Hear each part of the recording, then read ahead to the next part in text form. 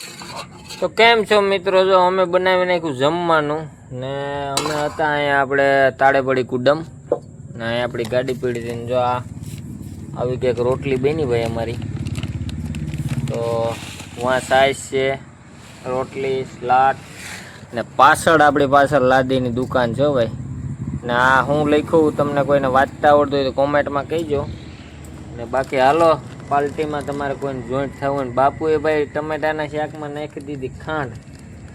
હવે એનો ટેસ્ટ કેવો આવે એ તો બાપુ કહે. બાકી જો અહીં મજા છે, ખુલ્લા આસમાનની નીચે ભાઈ બનાવ્યું જમવાનું ને મોજે મોજ છે. ચમચી ન કરી બાપુ તમારે તો બાપુ તમે ખાવ તો ખરા, કેવું લાગ્યું? આમ ટેસ્ટિંગ કરો. એક નંબર છે ભાઈ, ખાવામાં એક નંબર છે. એમ નહીં, બટકો ભરો જ ખબર પડે. ખાંડ ઓગળી જાય, ભરો તો ખરા. લ્યો ને યાર.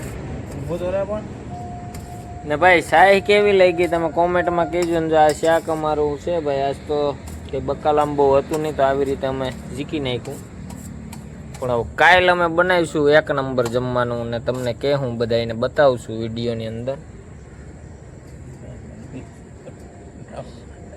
એલા એ પછી લેવું, પેલા એક બટકો તો ભરો ખાલી. કેવું લગાડવાની છે?